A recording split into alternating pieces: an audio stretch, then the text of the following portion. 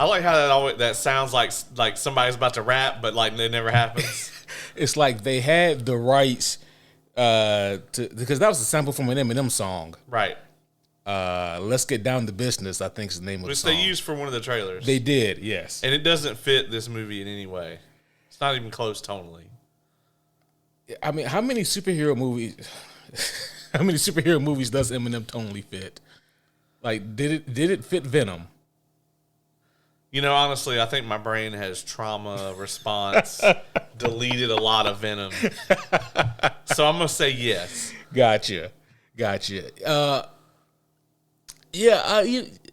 did use an Eminem sample for one of the trailers, which is why I forgot about that, and I was really surprised to see or to hear the Shazam feature song be kind of like a stripped down sample of that. Yeah. Yeah. And I think they only had the rights to like maybe 11 seconds of the song for the trailer. Yeah. Because it's just the hook over and over again. Right. Yeah. Yeah. I mean, because, again, especially Eminem from that era, how many of his main line lyrics can you use in a song? That's true. In a movie. That's true. Like, well, they said shit in this movie a lot of times. I guess so. Before we get into it, man, I don't want to plug my shit at the end. I'm going to do it at the beginning. Oh, hell yeah. So, I think everybody that's listening to this should go and check out the third ever podcast Assembled that we did this past Monday, featuring you, myself, Lauren from Coffee and Lore, and Oz from the Tavern Notice Board. We came together to cover the finale and really the whole first season of The Last of Us, as only our powers combined could do. It took all of our powers combined to do that, and that was amazing. And not only can you guys listen to that, you can also watch it. Yeah, and he's the one that's like hanging off the left hand of the screen where I literally had to move the frame to get him into the episode. Hey, you know what? I blame the chair. Like, Oz did bring those comfortable ass chairs. They are super comfortable, and I was like, I just got off of work, and I was like, I'm not using my abdominal strength to sit up for this duration. I am going to relax. And I don't blame you. It was a cool time. It was very casual. It was very casual. It was very fun. And, man, that show, man, like, yeah, my goodness. Well, what a show and what a review. Yeah, that was awesome. You've also agreed to review Chernobyl with me for my show. I did because, trauma is something that you can never experience enough of.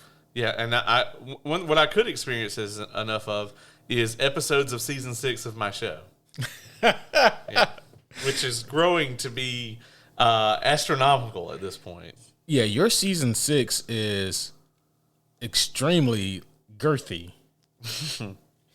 Yeah. We usually do like 15 episodes. Yeah, and we're past that for this season, and we have at least 6 more.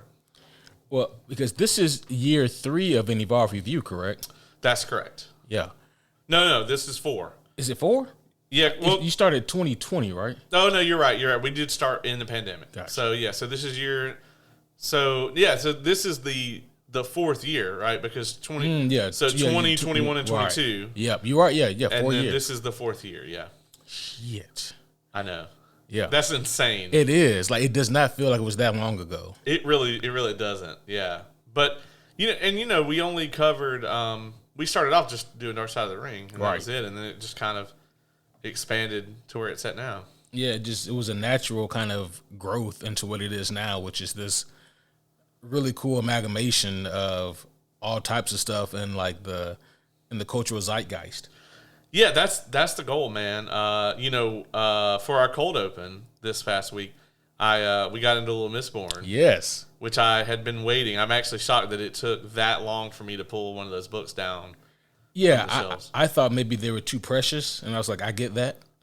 But yeah, I was surprised also it took that long for you to even utter the words. Well, you probably uttered the words Mistborn several times. Yeah, I mean, I don't think there's been a single episode where I didn't bring up Brandon Sanderson in some way, shape, or form. But that's his favorite author. Yeah, imagine that. But it definitely happened, and I got Oz to give you the 30-second pitch, which he reduced to a 15-second pitch. He did. So yeah, and And I mean, man, like, if it were anyone but Oz, I'd be floored.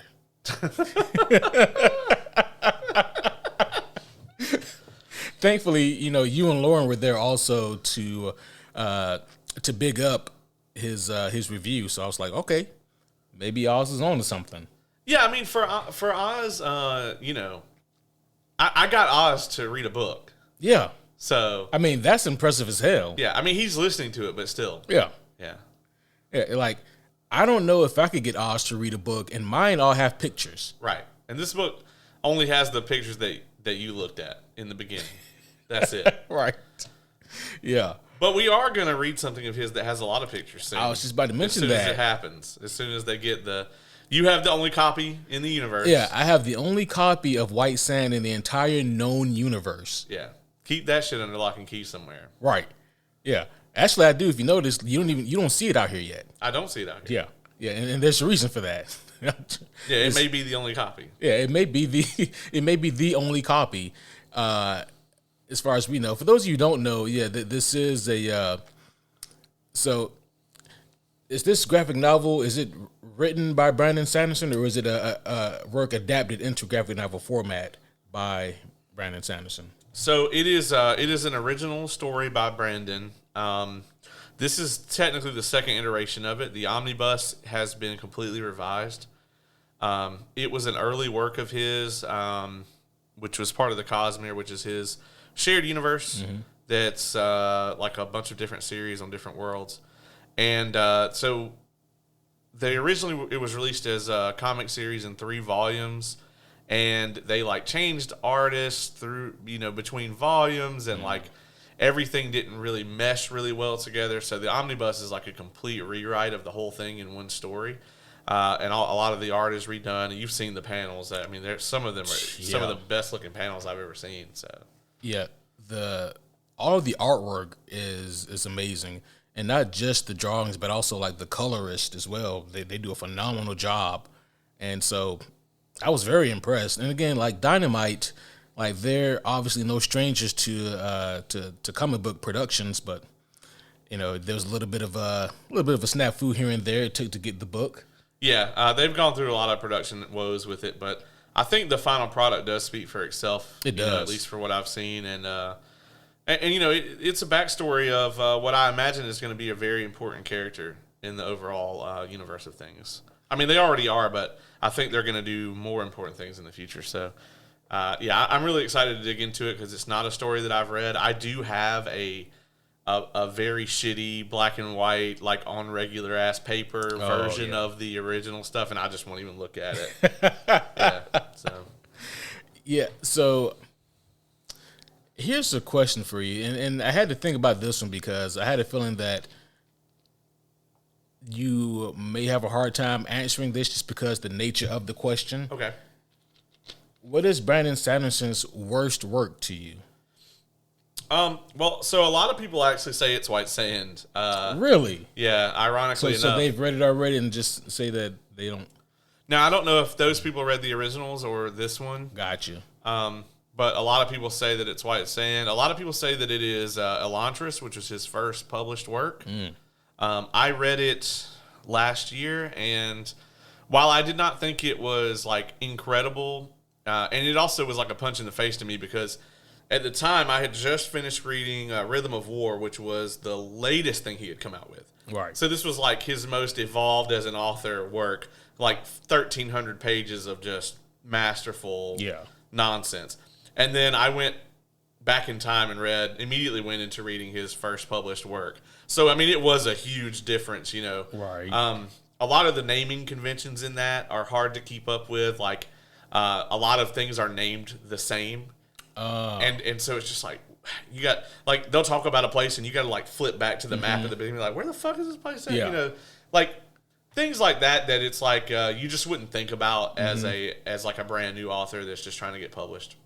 Yeah. But for me, personally, it is The Well of Ascension, which is actually the second Mistborn book. That is my least favorite Cosmere work. And it's honestly my least favorite Brandon book that I have read. And the reason kind of being is that The first Mistborn book sort of stands on its own. Like, you could just read it, and if you're just an insane person, you could just fuck off and not go any further. Most people cannot and will not do that, though. Yeah. But the second and third books in the trilogy, the second book kind of acts as a part one so they're almost like one long ass book that they just split in half. Mm-hmm. And Well of Ascension, to me, it's like it's a lot of like build up to a twist at the end that's meant to be a big cliffhanger to lead you into the third one.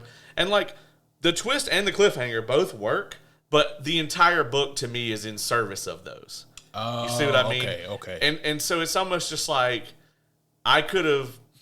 To me, it's like the third book could have been maybe 200 pages longer, and you could have shoved all this in there. Yeah. And I think it would work. But to say that it's my least favorite Sanderson work, I mean, that's like saying it's like my least favorite Russo brothers Marvel movie. Right. You know what I mean? Yeah. Like, what does that really mean?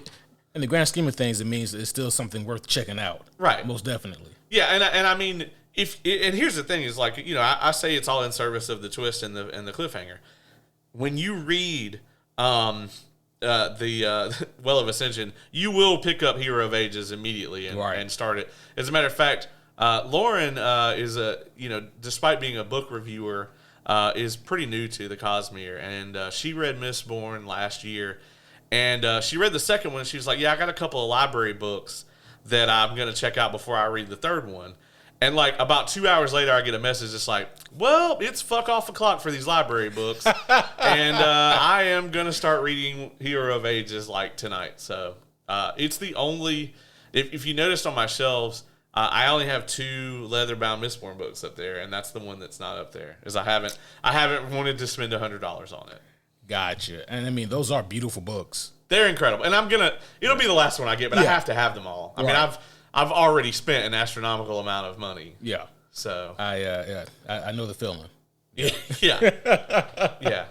What's the most you spent on a single volume up here? Oh. I'll put you on the spot. So I have a general rule, right, where and for those of you who collect, like, you know, any kind of omnibus or collected edition comic books, you know that you never pay retail price for a book.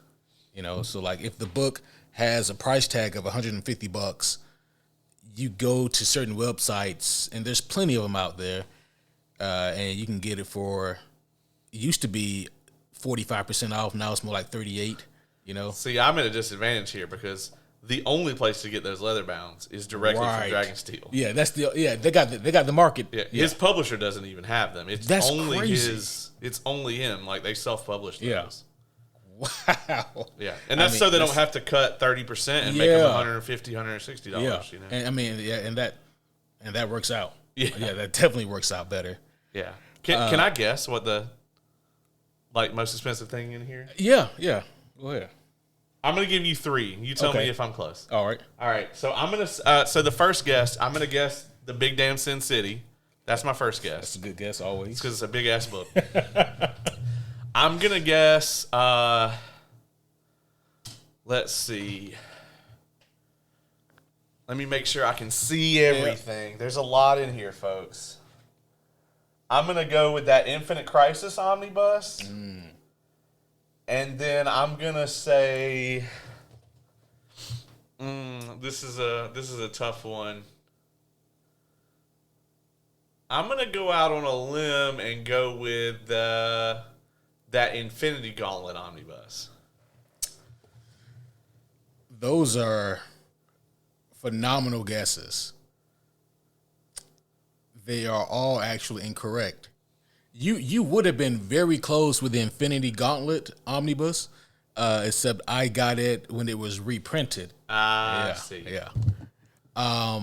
You're hacking. I am. I am. I got that reprint right quick. Big Damn Sin City, I think that one is really close, actually, to being the one I spent the most on. It's fucking gotta be. Right. Look at it. It's a tome. Yeah. It's a weapon. It's used for people who break in. But actually, the book I spent the most on, and like, there's no way that I think anyone could really guess this because it's so circumstantial. this is a book that I got at the beginning of the pandemic, and so prices were up, which means that the discount rates were down. Right. And it was a book I had to have. It was on my my pull list that I knew no matter what I had to get this book, and it's Hellblazer by Garth Ennis. Yeah, I never was gonna guess that shit. Yeah. Good old John Constantine goodness. I had to get that book, and it's funny because now you can go online and easily get it for cheaper than what I paid for it. But What did you drop on it? I dropped about 100 even before shipping and taxes. Man, that must be nice. Yeah. Well, no, not really. But I mean, compared to what you do, yeah. That Way of King's Leather Bound was $250. Whew. Shit. Now it did come with that big ass fucking poster. That poster is amazing. And a bunch of other swag. Yeah. So I think just the book at the time was $150. I think it's $200 now, but you could get the Kickstarter for $250 and you got it early and all that shit. And it's signed and numbered. So. I mean. So yeah, it's a get, Yeah. like, but and that also, shit like, hurts because there's going to be 10 books in that series. Oh shit. Yeah, and now I have to have them all. You have to get them all now. So I got to do them all as they come out. And the difference though is that like I have the difference between what you have right there and what I have is that like the value of my books always fluctuate. Like Right. they always fluctuate. So the one that is maybe worth the most today might be worth the least tomorrow. It depends on if Marvel announces a reprint. Right. Then my value goes down. Like for the longest time, my Jonathan Hickman's Avengers was probably, in terms of like demand and how much people would be willing to pay me for, was probably the book that was worth the most. Like I could probably, if I wanted to, I could have gone on eBay and sold that for $200 easy and undercut everybody still. But Marvel just did a reprint of Hickman's Avengers, so now it's But with what you have though, even if they reprint, yours are still signed, and that makes a world of difference. And plus, like reprinting on something like that isn't likely just because of the quality that goes into the build of that. That's true. So most of the leather bounds, you can usually get them on his website. But the thing about that is, it used to be when he was like a smaller time author, he would do live streams every week, and during the live stream, he's talking and signing and it used to be that all the leather bounds on the website were signed, and then but then it got to where they would go out of stock, and then it got to where they were never in stock. So now they're unsigned for the most part. So you can still get them, but they're not going to be signed. And with like me getting Way of Kings in the Kickstarter, like it's numbered, right? Yeah. And none of them are numbered now. Right. So not that I'd ever part with it. However, to my credit, dropping $250 every time they come out with one of these. They only do them on the 10-year anniversary of the book coming out. And there's only 4 of them out right now. Right. And the 4th one came out last year. So I got time. It's spread out over some time. They're actually just about to do the 2nd book in that series, and that's my favorite book of all time. Oh, shit. Which is Words of Radiance. And so that is going to be a surefire buy, Yeah, you got to pull the trigger on that. Yeah. You probably already have it. Is it available for pre-order yet? Not yet, but as soon as the Kickstarter drops. Yeah. So they actually did a lot of different things this year. They did official minis for the Stormlight characters. They also did the White Sand Kickstarter deal, which they did that on Indiegogo, which was a terrible idea. And so I think that they were going to do start the Words of Radiance Kickstarter, but they pushed it way out because they didn't want to be like, oh, I'll spend all this extra money, right now. So Right. So yeah, they pushed it out a little bit because they wanted to fulfill everything that they had promised that they were going to do before they started doing this. Not to mention, he has the Kickstarter that he did last year that holds the record. Yeah, still holds the record, right? Yeah, and they still have not shipped out all of the first wave of books for that because they're having issues with the printers because they're self-publishing all of these. So that man is bankrolling. Ironically, the actual publisher that he goes through, because he has a contract with them, they are going to get their own version of it, but it doesn't look near as beautiful as the one that they're going to put out. Right. but the premium hardcovers are sitting at like 25% fulfillment, and they're supposed to go out, I think, before either February or like before March 1st. I have mine. It's on it's on the shelves. I was about to say of this year or next year. This year, it's beautiful, but like they've got another one, I think, in April or May that's going to start rolling out.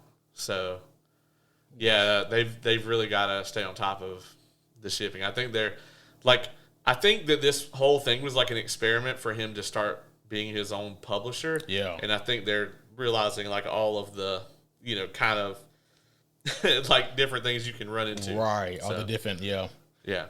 But as soon as you ever get your copy of White Sand, if it ever arrives, then we have to then set the date to do the review of that, because like I'm going to be honest, like I was, trying to hold off on reading it until you got yours, and then we could kind of, line it up. But at this point, I might just read it twice by the time you get yours. Yeah. And so, I'm going to say here, by the time everything is said and done here, when we're ready to do the review, I'm going to be vastly more familiar with the Cosmere. Yeah. I'm going to be vastly more familiar with the Cosmere than Caleb here. So I'm going to be teaching him a thing or two, so. Gotcha. Yeah. I actually don't doubt that, just because of the way that your brain absorbs knowledge. But I think I got you on this one, buddy. I could, we'd be here for a long time. Yeah. I'm sure you melt my brain. Yeah, but I don't want to do that to your listeners, because I love the homies, and they got to get used to hearing my voice a lot. So. Oh, well, yeah, they've heard your voice plenty over the past several years. So. Well, you're going to hear it a lot more now. That's right. Absolutely. But with that being said, 22 minute cold open. You know what I mean? Yeah. This is what we do here. That is what we do here. Homies, we are actually here to talk about something else. Welcome back to another very special episode of the Superhero Homies podcast. My name is Quentin, and if you couldn't tell already, I am here with my good friend, the homie Caleb. What up, what up? A lot of you are going to be sitting in your car on the way to work in the morning and be like, I'm about to put on this Shazam review for the Superhero Homies, and I'll listen to just the non-spoiler section on the way to work, and then I can decide if I want to see the movie. And you're probably pulling up to work right now. Yeah, and you're at work, so yeah. But Caleb does bring up a good point, and that is the reading of the rules. So the first section of this episode will be spoiler free. So if you have not as of yet seen the movie, then no worries, no fret. We'll only be talking about the movie in vague details. We won't give any kind of spoilers or anything like that. But there will be a distinct notion when we mosey on over to the spoiler field section, and then you guys will definitely be aware that we are in spoiler territory. So first half spoiler free, second half spoiler field. Now, with that being said, it is now time for us to officially begin our review of Shazam! 2, Fury of the Gods. Oh, no. You okay over there? No, please, no. I don't. No. Please don't do it. Why? Shazam! I hate you so much. I just want to point out to everyone that I did not want to go see this movie at all. I did it for you. You jest, because I already told the homies several times now that this is your most anticipated movie of the year. Yeah. And I know that you were really looking forward to this. You said that you thought the first one was a cinematic masterpiece, and you said that you think that the second one will be no different. You think that it will exceed expectations even. And you basically drugged me to the theater to go see this. Did you happen to listen to those voice messages I sent you? I haven't. But, you should pull it up and do it live now. We can do that on the show. We have the capability. I sent these to him before the showing. Yeah, so I have not listened to these yet. Let's hear what Caleb has to say. Are you ready to see the most ballin', superhero movie of the year? Well, I hope you are, because that shit is not gonna happen today. That's the first one. First one.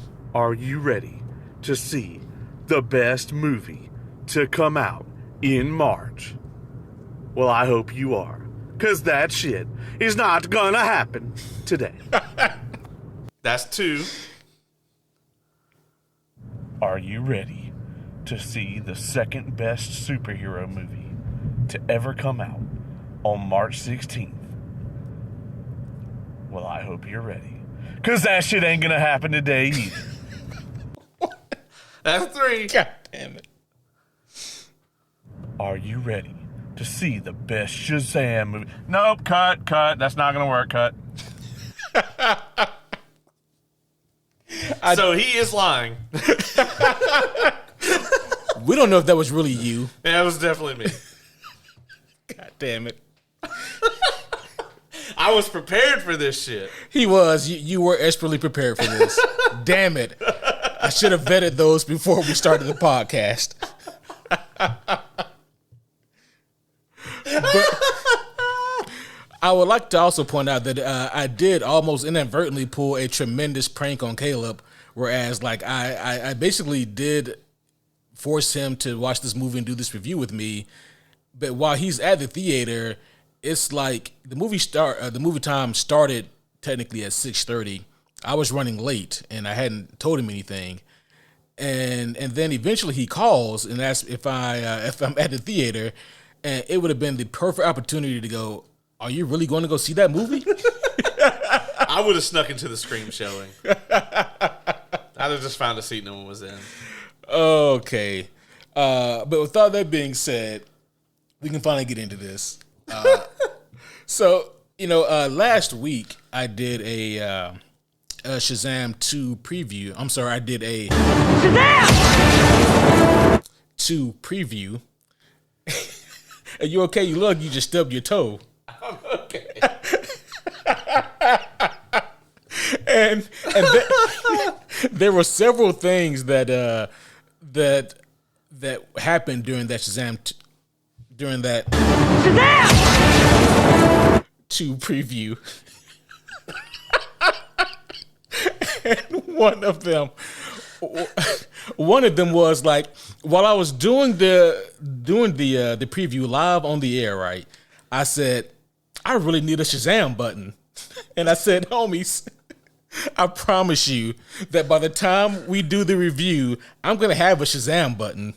And damn it, I have a Shazam button. If you promise the homies, then yeah, I promise we are going to talk about this film. Yes, we are. We will eventually talk about the film. Oh shit. Okay. All right, Shazam 2. Let's go ahead and get this thing started officially here. What were your vague spoiler-free thoughts about this movie?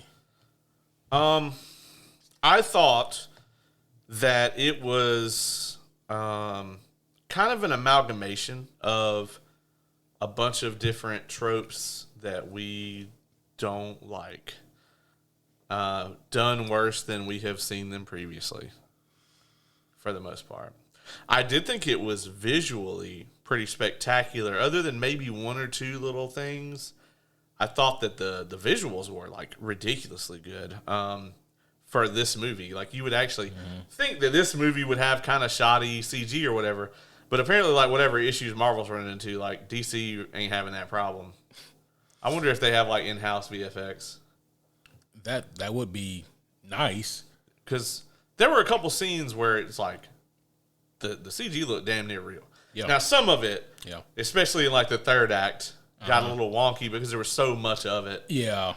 But I mean, this is I will say that like this movie is, if you want to just relax and and see like a fun superhero romp where at least 24% of the jokes will land, then by all means this might be the movie for you. Yeah. So I think for me, like my kind of vague overall thoughts on this movie were, I think that for the most part, it does successfully what the first one did. And I rewatched the first one just last week before I did the preview episode for Shazam! And I'm gonna break you before this podcast is over. We shall see. But he is working on it. And you know, I rewatched the first one, and the movie did answer some questions for me that I had, and one of those questions was like, because I had literally just rewatched Shazam 1, right, and then I sat down to do the preview episode, and as part of the preview, I live watched the trailers and kind of gave my thoughts on what's going to happen and what's going on here, and I saw the wizard Shazam in the trailer, and I was like, I thought that motherfucker died in the movie. Like, I just watched it. He 100% turned to dust. And I stayed on that for probably 5 minutes ranting about, I know that motherfucker died because I just saw him die. He is not dead. I hope we get answers. And it was to the point where I thought I was crazy because the trailers don't really make anything of it. Right. It's like, no, he's always been here. I'm like, I got Mandela effect from hell because that motherfucker definitely got killed. This is the second time that Shazam has Mandela affected people. Holy shit. But yeah, they do handle that. They do actually discuss that here in this movie. But in terms of like what I took away from this, yeah, I thought that it did, for the most part, everything that made the first one, a vaguely successful movie. This one also does, but just at a grander spectacle. Yeah, I would agree with most of that. I think that it does pretty well in the spectacle. Mm-hmm. It doesn't move the needle, but no, nobody went into it thinking it was going to move the needle. I hope. Yeah. It's kind of the opposite of like Ant-Man, right? Where it's like we all went into Ant-Man like, oh, this is going to move the needle. And they were like, yeah, we're going to. No, we're not. Whereas with this, it was just like you didn't expect it. So when it doesn't happen, whatever. Right. And that is something that does need to be taken into effect is like or taken into account. And that is the expectations. Like, what are your expectations here? And just like you, I had really high expectations for Ant-Man. First time I had ever been excited for an Ant-Man movie. I've never really been excited for a Shazam movie. Right. And, that didn't change here tonight. But, again, I don't think that this is a bad movie by any means. Like you said, it's a tropey. Absolutely. It can be a bit campy at times, a bit heavy-handed with its themes. But the fact that they kind of lean into it, I think, does help. The fact that, for the most part, this movie doesn't take itself too seriously. And the fact that also the actors seem to be having a lot of fun with it, I think helped a lot of this go down easier for me. So I didn't think it was an awful experience. Like, I'm not going to run out and rewatch Shazam 2 again tomorrow or anything like that. But I didn't have an awful time watching this movie. Yeah, there were times where I groaned, quite audibly, and there were times where I would just look over at you and be like, "Did that really just fucking occur?" There is some charm in this movie. I mean, I think that so I will say this: I did not love Zachary Levi in this. Oh, really? No, I thought that it was a really shitty Jimmy Fallon impersonation for the entire film. I loved the Billy Batson actor, and I hated him whenever he was Shazam. It was kind of a flip from the first movie. One. I did not care for him at all in this. I thought that he was of the Shazamly, and even I would even include the parents in that. He was the person I least wanted to see on screen. I had a similar problem, not quite that same thing. I didn't dislike Zachary Levi in the role, but what I did notice was that he and Billy, they never seemed like they were the same person. Right. And that's the part that really took me out of it. In the first movie, I didn't notice it as much because we're seeing him coming to his powers. And so I'm like, yeah, this is probably how a 14-year-old kid would act if he, suddenly had these superpowers and was this super, jack dude with lightning shooting out of his hands. Yeah, he'd probably act just like that. Yeah. But it's been a couple years now, and the difference in personality between Billy and Shazam is hard to ignore. Yeah, like Billy is much more mature than Shazam. Yeah, and it's weird. Yeah. When he's a 17-year-old kid and he's like, yeah, guys, like this is going on. This needs to happen, whatever. Like all the moments that he's on screen, like as himself are like tonally pretty like, I don't want to say dark, but they're solemn. You know what I mean? But then whenever he goes back to Shazam, it's like he's 14 again. Right. Yeah. Yeah. It's weird. It's very strange. It is. And the director, it's the same director who did the first one. I forget his name. I mentioned it in the preview episode. You guys can look it up there. But that was, I think, the thing that I was disappointed the most about with him and his directing skills here. It wasn't so much how the shots looked or the cinematography. It was the fact that he never seemed to notice the difference between Billy and Shazam in personality, which is the one thing where they should be the same. Right. Yeah. So, agreed. And that could have easily been remedied by just Asher Angel and Zachary Levi just kind of maybe spending time together, going over some of these parts together. Like, hey, kid, how would you do this? Yeah. You know what I mean? So there were ways to mitigate that they just did not. It was weird. If Pedro Pascal can teach the other two people that wear the suit how to like walk and move exactly like him, then Right. They could have done that shit. Yeah, which is impressive on multiple accounts. Yeah, yeah. It's impressive that they fucked it up in this movie, and it's impressive that Mandalorian gets it perfect. Right. Yeah. I agree with that. Like it that's the worst part of. That's the worst thing that is prevalent throughout the entire film. Yeah, I would say. Yeah. No, I agree. That and we'll get into it. Gotcha. Something else I love, and I'm completely aware that this is just my bias and probably my penis talking, but I love Megan Good in this movie. Granted, I love Megan Good if she's reading the newspaper. Which character is that? Darla. Okay. Yeah, gotcha, yeah. She played the adult version of Darla. Yeah. Darla, yeah. Yeah, she's fantastic. She is great and everything, yeah. And, I would have to agree with that. Yeah. And Megan's always good. God damn. No. No. This soundboard's gonna get a workout tonight. The worst. I will say, like, so here's the thing: is I actually thought from the trailers that this movie was going to disgustingly lead into this mushy Shazamly bullshit, right? And I was like, I'm gonna hate that, but I actually don't think they did that. I actually thought that angle or that arc was done pretty damn well. And I think it defied a lot of my expectations the way that was handled, because I never actually was eye rolling at that shit. Like the way that all played out, I thought was great. No, I think I agree with that. My problem with the Shazam family, or the Shazamly, as you coined it, my problem was that I always thought they pulled the trigger on them too soon. I think that maybe they should have hinted at that in Shazam 1, but then we actually finally get them in Shazam 2. I agree.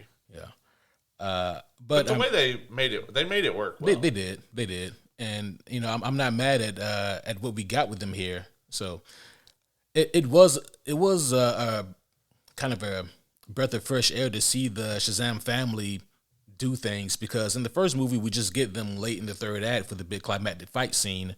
And that's really it.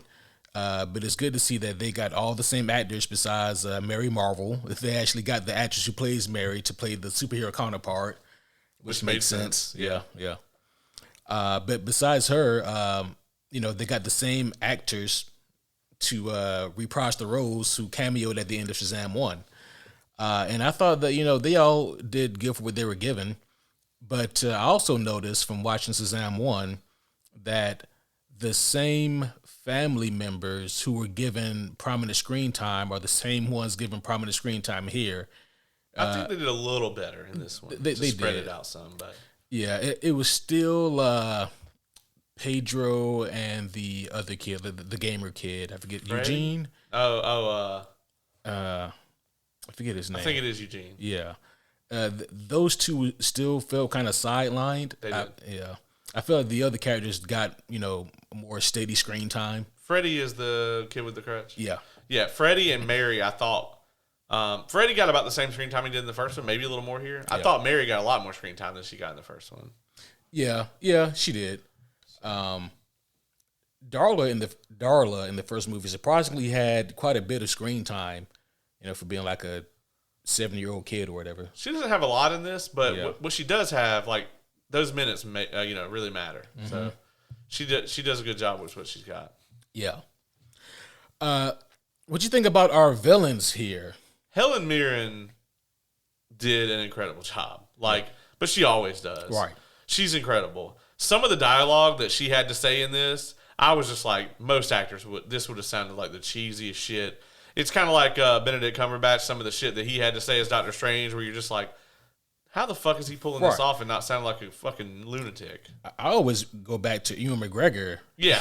I'm like, how are you delivering these lines, sir? That's true. He did deliver some George Lucas dialogue without it being lame at all or cheesy. Right. Somehow. I can't figure it out. It's sorcery. It's Yeah. the Force. He used the Force. He used the Force on the script. Right. And that's pretty much what Helen Mirren is doing here as she desperately tries to use her acting chops to drag this movie over the finish line. Yeah.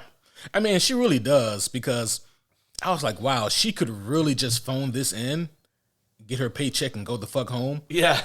But she doesn't do that. No, yeah. And I would also say the same thing even about Lucy Liu. Like, it never felt to me like she was phoning it in. We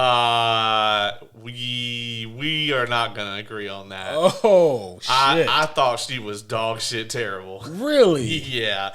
I thought she was like mustache twirling, just evil to be evil. I did not love it. Did not love it at all. Yeah. I'm not gonna say I liked her character or her arc, but I like what she did with this role. I mean, yeah, I wasn't feeling it. I thought she was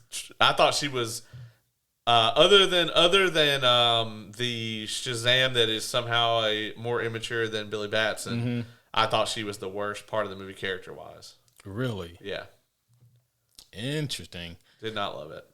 Yeah, for me that goes to the third sister. Okay. Yeah, I wasn't. Yeah, wasn't. I got you. Yeah, I could see that. Yeah, I wasn't really feeling that. Early on in the film, I was. We can't really talk because that is kind of a spoiler. Yeah. I mean, you know that there's 3 if you know anything about the mythology, but early on I thought that it was going to be good, and then as things went on, I was like, this character's a plot device, and that's it. Yeah. And yeah. I do want to say also, I fucking hated the soundtrack in this movie. We talked about it's either the sweet spot is you don't notice it.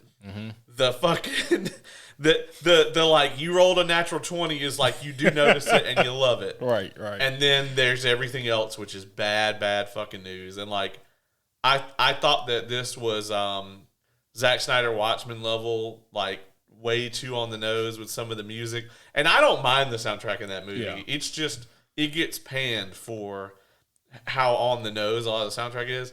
And this one, man, it's every time one of the songs comes on, you just groan because you've seen it used in another movie better, and then it's in the same kind of shot. Yeah, and they tried to tongue in cheek joke around it sometimes, I guess minor spoiler here. They use "I Need a Hero." Oh yeah, early in the movie. Yeah. And he's like, oh, you you know, are you actually playing this song right now while I'm saving you? And I was like, yeah, like we don't need the song or even the acknowledgement of said song. And then just to cap it all off, the cameo at the end was in the trailers, right? It wasn't in the trailers, but WB released footage online purposely. Okay, so this is public knowledge. Yeah. If as we were watching this, I was sitting there like, I really hate the soundtrack. And then your favorite. They had to fucking. Why can they not play that theme at a normal volume?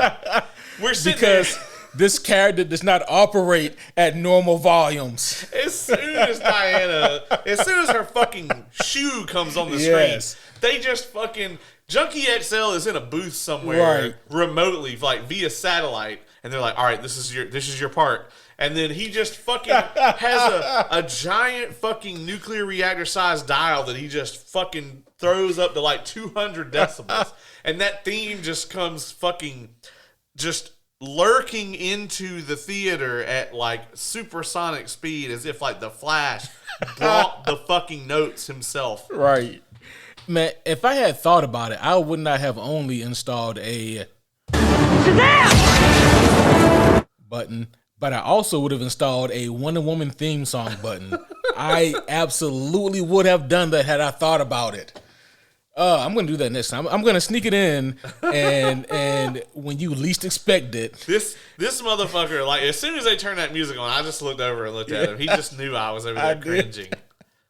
I couldn't help but laugh because I knew that you were hating it. No, God, I hate it. Here's the thing. It's not a bad theme. Right. It actually works for her, I think. It's just the fact that, like, it's so, like, intrusive. It is very abrasive. Yeah. There's no, like... There's no like, you know, skill to it. They don't like slowly bring it in. Nothing. It's just like, here it is, max fucking volume. And I know that you weren't a big fan of the score in the Batman, but part of what I really loved about it is how they were able to utilize it in so many different formats to fit the tone or the scene.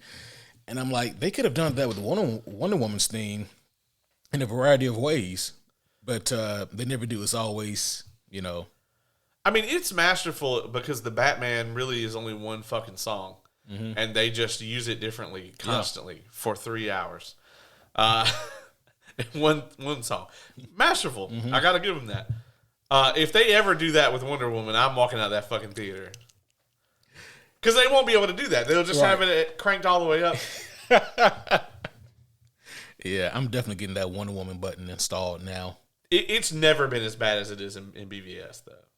She makes sure, yeah. In BVS, there's like fucking Doomsday is like destroying a city. People are trying to have a conversation. That song comes on, and none of that shit's happening. Like, yeah. And I'm like, that's why Doomsday's so fucking mad. Turn that shit off, B. Wrap that shit up, Wrap that shit up, B. Got the wrap it up box. Yeah. Wrap it up. You got to watch the super extended edition, guys, to see that. Doomsday's just like, somebody turn this music off. Oh, shit. I'll leave. Just turn it off. Damn it, man. What you think about the action in this movie? You know, there's a couple of things that they do in this movie action-wise that I thought were quite good. One of the kind of things, like the antics about this, and an aspect that I really enjoyed was like most of them are little kids. Like the oldest one's like 18, 19, you know. Right. And so a lot of the things that they try to do, like solution wise, don't fucking work. Yeah. And I thought that was brilliant, actually. That aspect of it I thought was super well done. Yeah. And there's some action scenes in this that are cheesy. Like, it does devolve into a fucking disgusting CG fest. Oh, yeah.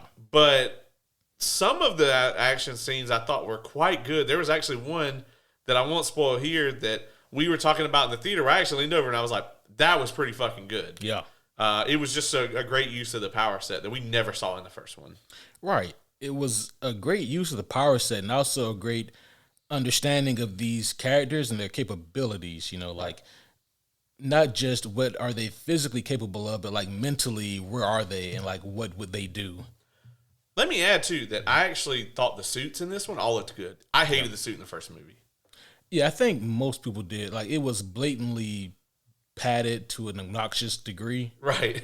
And I hate that they did that because I'm like, Zachary Levi really worked out for that role. Right. And then they just go ahead and pad the suit to hell. Yeah. Yeah. Yeah, it just looked so phony and weird. But in this one, I thought all the suits looked really good. Mary's especially. I don't know what it was about her suit, but they did some really good work on her suit. It looked tremendous. Yeah. There's a lot of I think there may be a reason why we see more Mary Marvel and Darla than maybe the other siblings sometimes. Yeah, that is weird. Yeah, it's weird. I can't put my finger on it. I kind of wish I could, but I can't. Yeah, if only.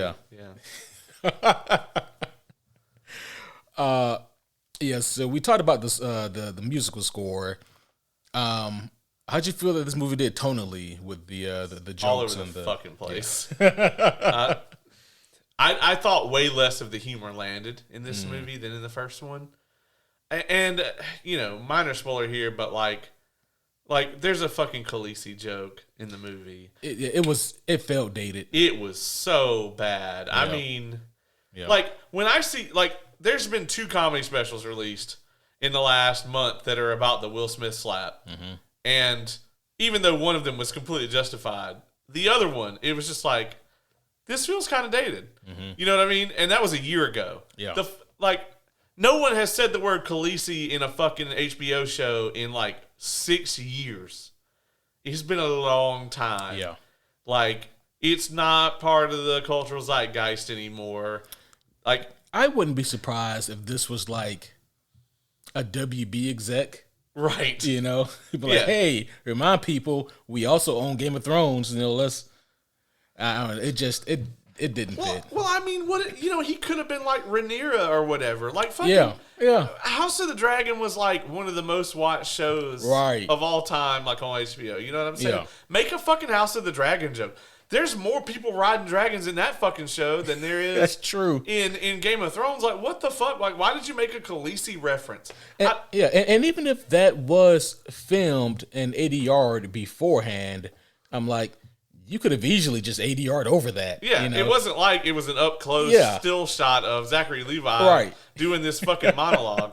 Like, come on, man. And not to mention, even on top of that, I don't think it was filmed then, but like, are you trying to tell me that y'all let this fucking... First off, you trying to tell me that they fucking have HBO in this foster home that like can't pay the rent? They don't have fucking HBO. They pirated that shit. They had to pirate that. And they let like 9-year-old kids watch fucking Game of Thrones and shit. What are we doing here? Hey, it's a lot of kids to keep track of. You gotta... That's true, man. But see, that's just one example, though. There's a lot of those jokes in this movie that feel... really dated or stale, or they just don't land, or that one for me was the worst. And here's the thing, like that really threw me off. I don't know if you know this or not, but they actually put that joke in the trailer as well. Oh god, yeah, and I'm like, I wouldn't have did that. You know me, I'm a one trailer person. Yeah. I never saw anything but the first trailer. Is there anything else we want to discuss before we get to the spoiler field? No, I think we're ready to wrap this baby up and ship it. All right. Well, Caleb, I will let you do the honors and give your final thoughts and score. I thought that this movie was not worth the price of admission. I think it is a fun superhero romp that has moments that land, but it has more moments that do not land than moments that do. For every time that it broke my expectations in a positive way, it then broke them in a negative way. I am going to give this a 6.0.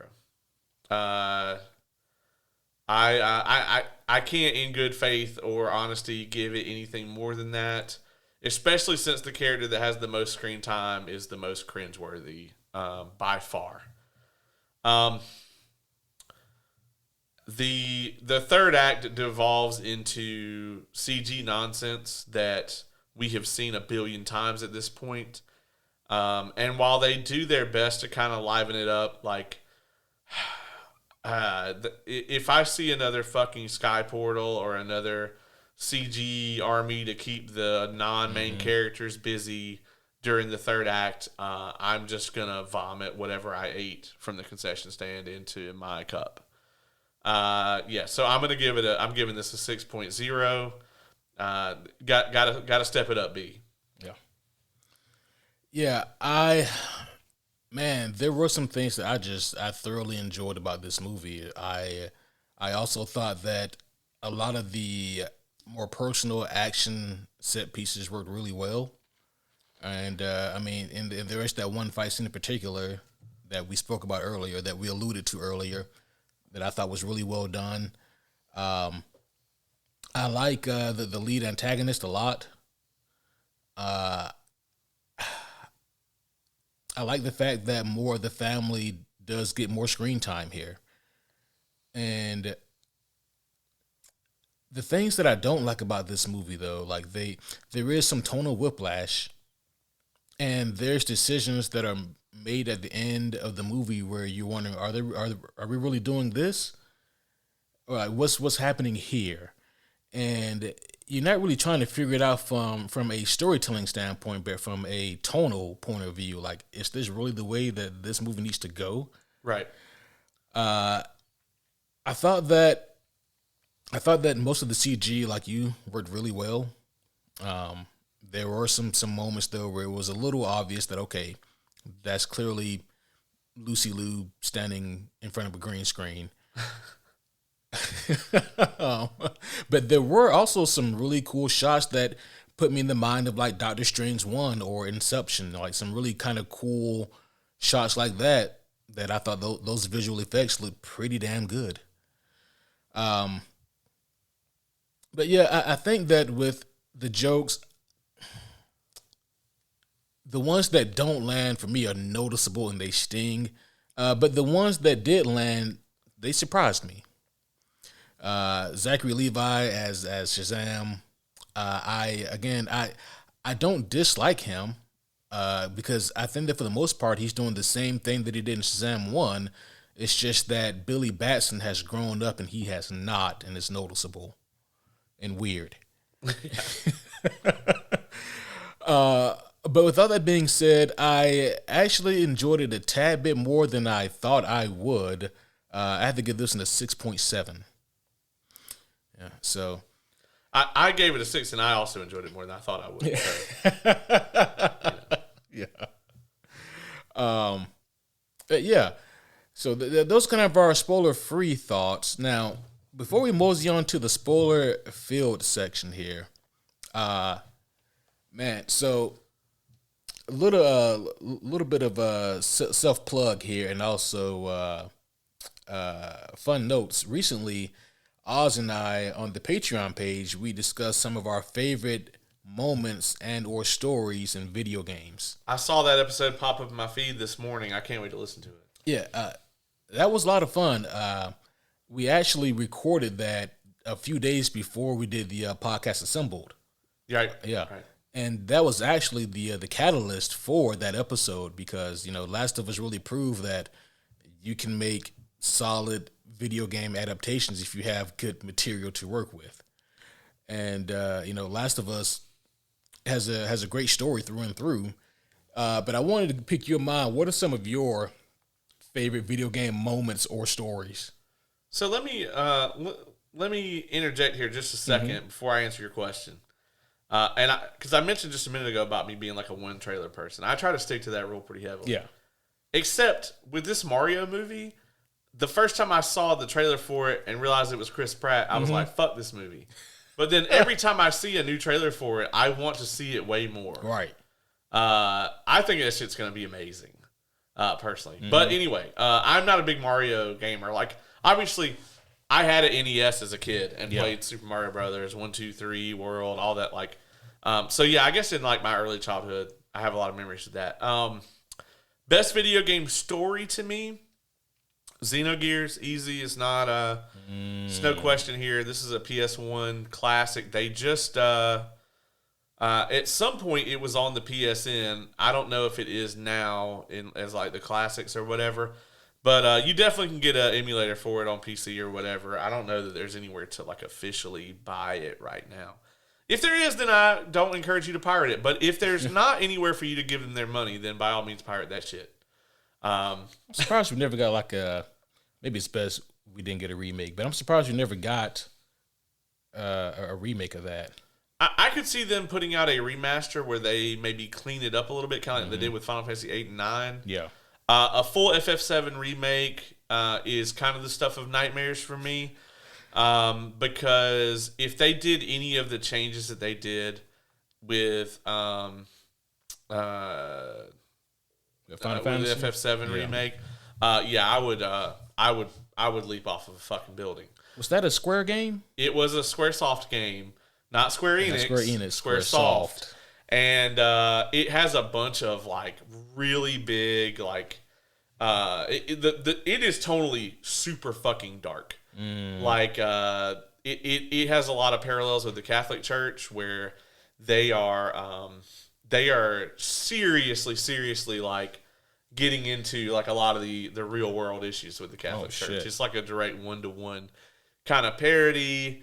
And they're all serving this like kind of cult called the Ethos, where they make a lot of like the Soylent Green references, where they are like feeding people to the populace and shit. I mean, it is really fucking dark, and kind of the whole concept of the game. And this is a spoiler for a game that came out in 1997. Is essentially like my book that I'm writing actually drew some influences from this, where this being that is essentially their version of a god, not a god, but just a ultra powerful creature that was being transported.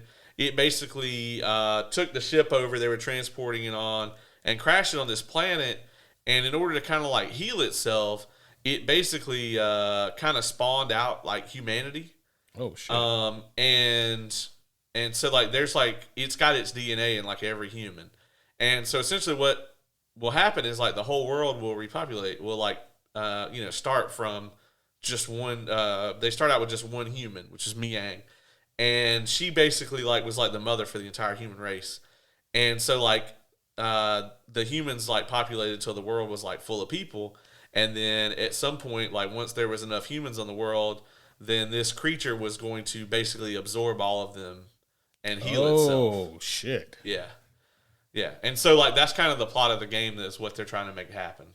It has a lot of really deep, introspective, like just layered themes, and I love that, and like didn't understand a lot of it as a kid. I was gonna ask that. Like, how much of that did you comprehend? Maybe like 10% as a child, and then like I play it every year. Yeah. And every time I play it, I find something new with it. It's got a really interesting combat system.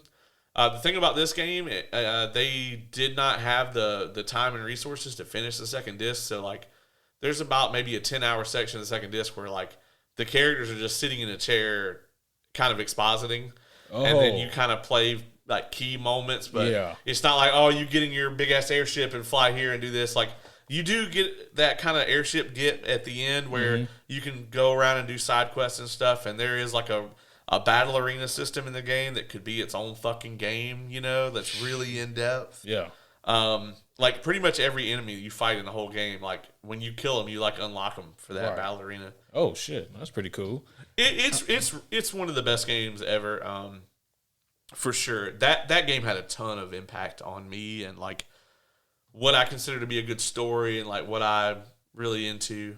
Final Fantasy VII, obviously. Yeah. That game made me a gamer. Like turned me from a casual game into a gamer into a gamer. For sure, because I never knew what an RPG was before I played that game. You and I, we're in similar boats when it comes to that. I don't know why. Like I remember seeing Xenogears when I was a kid, but for whatever reason, I just never got around to getting my hands on it. But I mentioned on the Patreon episode that with Final Fantasy VII, that was a different experience back in the day because I had to realize that like there is a significant portion of the homies who are on the younger side. Right. And so Oz and I, we had to explain to them, okay, so back in the day, like you couldn't just download games to your PlayStation 1, right? Right. So Yeah. you had to physically buy the games, and there would be multiple discs. Yeah. You know, and God forbid something happened to one of your discs, because I had a couple hurdles that I needed to overcome to play Final Fantasy VII. One of which, that's the first game I played that required a memory card. Yep. And I had to explain what a memory card was. Yeah.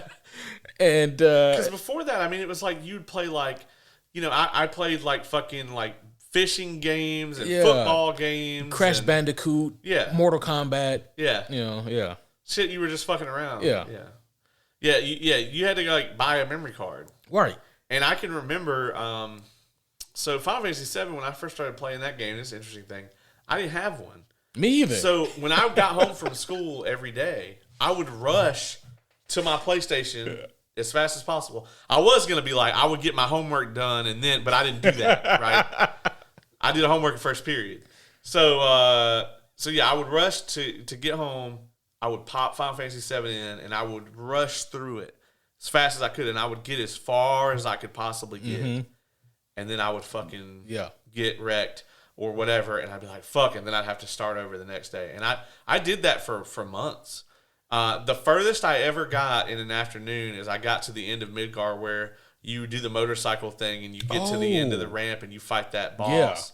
And like that boss killed the shit out of me, and I was livid because like that whole sequence. As a kid, man, it was 97, 98. So I was 11.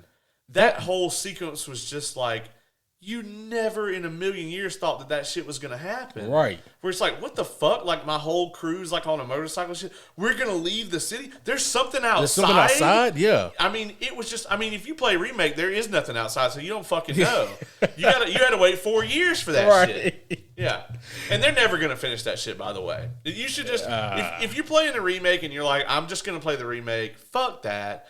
Get the enhanced edition of the full game on. If you got a PC, there's a lot of mods and shit you can install on Steam that are like really fucking good, that do a lot for the visuals and everything on that game. By all means, do that and play the original as it's meant to be played. Such a masterpiece. Witcher 3. Resident Evil Code Veronica. Oz had a couple Witcher 3 moments. Resident Evil Code V. Did you ever play that one? I never played that one. So they had an enemy in this game called the Bandersnatch, and it basically like the actor. No, not Cumberbatch. Bandersnatch. Okay. And it was basically like that. Like they looked kind of like the Thing, you know, but they were like. We talking like Ben Grimm or like the alien? Like Ben Grimm. Oh, okay. Except for like, imagine that he just has like the one beefy arm, like Trogdor. And the other arm was kind of this like little snub, but like that one big beefy arm, they could like stretch it. And like, it was ridiculous. And there's a scene in the game where you're in this like office, and they've been fucking with you for a minute. They changed the camera angle. No matter where you go in this office, the camera angle is always from the perspective of like the floor and then your character and then a window. And they're hard fucking with you this whole time that you're in here, because you're just like, something's going to bust through this fucking window. And then when you go to leave, they change the camera angle to be like from the point of view of one of the windows to your character leaving. You're like, oh my God, they were just fucking with me. And then the motherfucker busts through the window. Yeah. That's excellent. Yeah. It was such a just incredible, tense moment in that game. God, what else? I did have a Resident Evil moment that I used. Mine was from Resident Evil 2, and that is when you first see Nemesis. Because 3. I'm sorry, I meant to say a Tyrant, not Nemesis. Okay. When you first see Mr. X, when you first see Tyrant, I always thought that he was, to me, more imposing than Nemesis. I guess because by the time we get Nemesis, we'd already seen a type of him. Right. But man, because he just shows the fuck up. Yeah. Like, you're just going about your way, you get in the hang of the game, you're getting comfortable, and then, oh no. Yeah. Nemesis you knew was coming because he's on the box. Yeah. But like, he was ridiculous. Oh yeah. He would pursue you relentlessly. Yeah. He to almost an aggravating degree. Yeah. But he was fast, and he had a fucking rocket launcher. Yeah, who gave him a fucking rocket launcher? Trying to think what else. Skies of Arcadia was a big one for me too. A lot of people haven't played that. I recently Is that Dreamcast? It was originally on Dreamcast, although I don't recommend anyone play that version. If you're going to play it today, I would highly recommend downloading a Wii or a GameCube emulator and playing that version. Or if you can get your hands on a Wii, a regular Wii, and the GameCube version, because the GameCube version will work on the Wii. I highly recommend that one because the random battles in the Dreamcast version are really fucking bad. Like, you walk like 2 steps and you get in a fight. Oh. They turned it down like I think they turned it down to 30% of the value original. It was that bad? It was real bad. I don't know how I must have had just the patience of a god as a child. But I love this game. I played through it like last year. I got an emulator for it for the GameCube and played that version. And it still holds up. It's probably one of the earliest versions of where you like can build a base and shit. Yeah. Because you're an air pirate, and so it's kind of like our world, except instead of the ocean, there's nothing. Shit. It's just a bunch of floating islands and continents. It's like Waterworld with Kevin Costner. Yeah, except good. Except with no water. Except with no water. Air. Oh, it's just yeah. Shit. So it's like the islands are just like the continents and stuff just float in the sky. Oh, okay, gotcha. And so everybody has like airships. Gotcha. Okay. And so you're air pirates, and there you actually get to a point where you establish like a pirate base, and there was all these different NPCs in the world that you could go out and get and recruit for your base, and some of them would be like legendary crafters that could make you like the best weapons, right. or like they would serve on your ship and they could unlock certain things for your ship. And they have ship combat in the game where you actually instead of you're fighting as your characters, you're fighting as your ship, and you actually get to fully outfit your ship with like shields, cannons, all that stuff. And it all like the system they have for it's all really good. It made me really want to sit down and make like a ship to ship like D&D right. combat thing, which I may still do. No need. I'm pretty sure that Ubisoft's gonna give us a great ship game whenever that comes out. What's it called? Tales of the Sea or whatever. You talking about that that game that already like came out and sucks? I didn't know it came out. That makes sense though. It's supposed to come out like forever ago. Yeah. I think that game came out and it's really bad. Yeah. Oh well. Sea of Thieves. See, that's what it is. Sea of Thieves. That's Microsoft. Is it? Yeah. Oh no! Actually, I wasn't talking about Sea of Thieves. It was. I know the game you're talking about. Yeah, one being made by UB. Yeah, it's not good. Yeah. Well, I think that that the homies have had ample time now to decide whether or not they want to stick around for the spoiler-filled section or not. To be quite honest, there's not a whole lot that we can spoil with this movie. We could talk about Anne. Oh, yeah. Yeah. Yeah. So, okay, like you said, if you know anything about mythology, you know that there's 3 sisters. Right. And from the opening scene, you're like, wait a minute, I only see 2. And then you see this new character pop up who has an interest in Freddy. Now, with all due respect to Freddy, she ain't fucking with you, bro. Right. And she's actually she may look like a high school student, but this bitch is 6,000 years old and a pedophile. Yeah, I need Chris Hansen to pop out and be like, "Ann, go ahead, have a seat for me." Yeah, go ahead and have a seat. What were your plans with Fred? Yeah, and they kind of make it seem like at the end, like maybe they got together anyway. Yeah, and I was like, yeah. Not to mention, yeah, she just, I don't know. The way that they gave her powers back, I hope we never see these characters again. I didn't mind her early in the film, but as she went on and I realized that she was just a walking plot device, yeah, I was like, no, I'm done with this. The Diana cameo. There were so many ways I thought that this could have been done better. It was awful. Yeah, like out of all like the cameos, and then like on top of that, this was like the cameo that DC released online like just a couple days ago.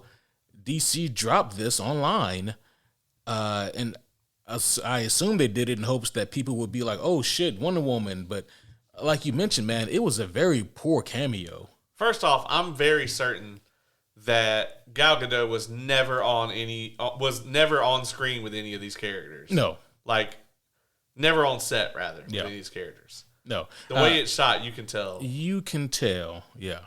It's pretty clear that they were never on screen together at the same time. They're just all reacting. They're like, yeah, over here is a thing you're really, like, excited by. Mm-hmm.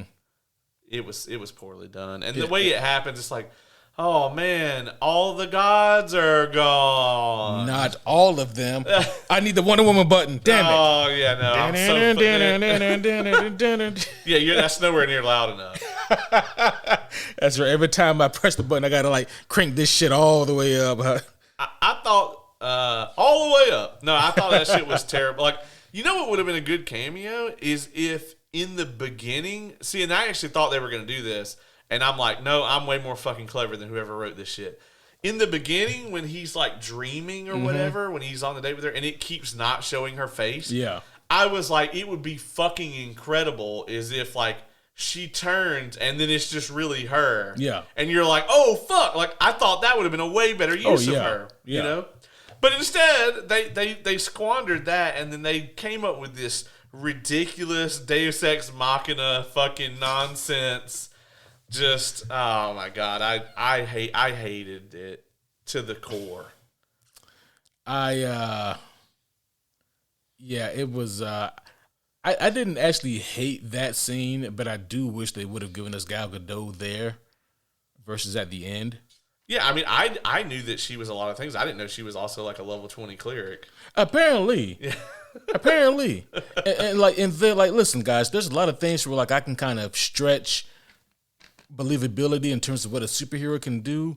And so as soon as they started declaring Diana as like a straight up god, I'm like, well, if you want to go by like the new 52 on 4, you can say that she's a demigod because in that lore, her father is Zeus. And then they drop the line that, okay, we know that your dad is Zeus. I'm like, all right, so she's technically a demigod.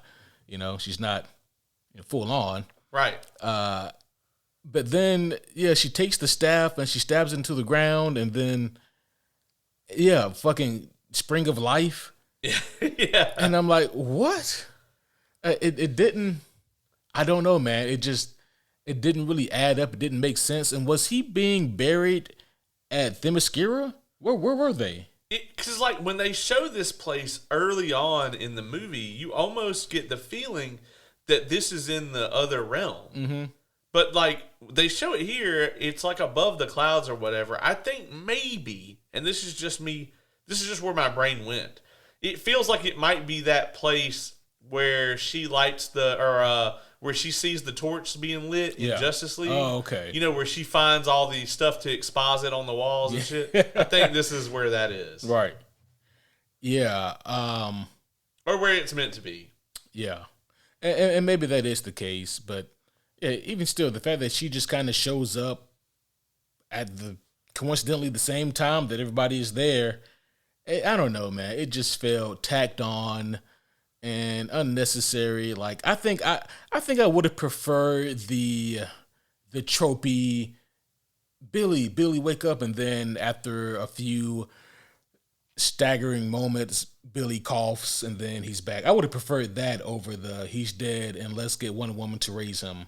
Yeah, or they, if they wanted to do it, they could have him really be dead. Mm-hmm. They could have old fucking pedo Ann over there, like feel bad about her role in all this. Maybe she like sacrifices herself to heal him. Any of those tropey ass routes would have been better than what we got. Or here we go. You could have actually killed him. You could have done better than fucking Ant-Man did and actually killed him. Oh yeah. I would have given them mad props if they had done that shit. Yeah, see, me too, but that's kind of what I was talking about in the spoiler-free section. I was like, if they kill him, on one hand, I give them props for having balls, but on the other hand, do we really need to see that in a Shazam movie? Yeah, how about the grim-ass shit where the dude just walks off the roof? Oh the yeah, teacher. bro. I would have bet money that Shazam's gonna catch him. Yeah. Then I was like, oh my fucking God, this Right. is ridiculously fucking dark. And then she goes, I forgot how much they splat. Yeah. Like grapes. This motherfucker just went full on Homelander. Right. In the middle of a fucking Shazam movie. And it was out of school. Yeah. I was like, what the fuck? Yeah. And like, it's not like they downplayed it either. Like, Freddy's reaction was horrified, like, as it should have been. Yeah. And then they just calmly go right back to fucking making jokes about 2 minutes after that. Oh, yeah. Yeah. Also, how dumb is Anne? Like, I thought for sure that she knew that Freddy had to have been a super person. She was surprised as shit. Yeah, that whole thing was weird as fuck. I'm like, you've been alive for how long and you can put that together? Yeah. Yeah. I'm like, I don't really buy that. That makes it worse. Like, if she Yeah. was there to manipulate him, it would have been one thing. Yeah. But no, she was actually trying to get some dick. Right. From this 17 Fucking kid. Yeah. Yeah. Like, what the fuck? Yeah, get out of here, pedo Ann. Right. That's not a superhero name. That is not a superhero name at all. Go back to your realm. That sounds like a villain on The Boys. It does. It might be. Pedo ass. God damn it. Fucking A. There was a terrible moment that you missed during the third act when you went to the bathroom. Yeah, there's a part in the third act, and like normally when these movies end, I really have to pee so bad because I've been holding it the whole time. I was like, I'm not holding it for this third act. I'm going to piss. Yeah, but there was a moment here, and man, maybe I think you're better off for not seeing this because it was bad. It was with the dragon, and you know how instead of breathing fire, the dragon can instead open his mouth and choose to like Green Lantern or Yellow Lantern emit fear or whatever. It does that to Anne, Pedo Anne. But then Freddy comes, out of nowhere. He's been chasing this bitch all third act, and he withstands the fear breath ray of the dragon, and then he fights his way to be beside Anne and the dragon. And Lucy Lou's like, kill them, dragon, or whatever. And the dragon, I'm like, just fucking breathe fire. Just breathe fire. And they will both be eviscerated. But Lucy and this dragon are hell bent on using this fucking fear breath that the dragon has or whatever. And I'm like, what in the fuck is going on here? It's shit like that really irks me, because, even with Ant-Man, we spoke about how Kang was just eviscerating people, but with like the Ant family, he would just push them. Yeah. And I'm like, what in the fuck is going on here? And it was the same thing here, but like even more noticeable because it's a fucking dragon. And we all know the dragon can breathe fire, and this dragon chose when and when not to breathe fire. I actually really loved that, like, one by one, they like took all the powers from the Shazamly. Because, like, I thought that was a really cool way for them to circumvent, like, them all fucking having powers for the entire film. Yeah. And so, like, the way that they started doing that with the staff and everything, I was like, oh, okay, that's cool. I also like that Shazam was being a dumbass was the whole cause for the villains or whatever, and that was cool, but, like, fuck that dragon, dude. Like, when I saw the dragon in the trailer, I was like, this is going to be terrible. And it was. I mean, and the dragon goes on for so long. It does. They were really proud of that dragon. And it does not help that the dragon does greatly resemble fucking Viserion after he was raised from the dead. Spoilers for fucking Game of Thrones season 7. Yeah, he does actually. And he shoots the same color fire and everything. Yeah. Maybe that's why we got that great Khaleesi joke, huh? No, that shit was terrible. The only like. I really loved the middle of the movie, like the Act 2 fight between was Helen Mirren Calypso? No, that was Lucy. She was I don't remember her character's name though. Fuck. Yeah, it started with an H though. I thought like Hysteria or something like that. Yeah, something like that. That fight between her and Shazam was awesome. Yeah.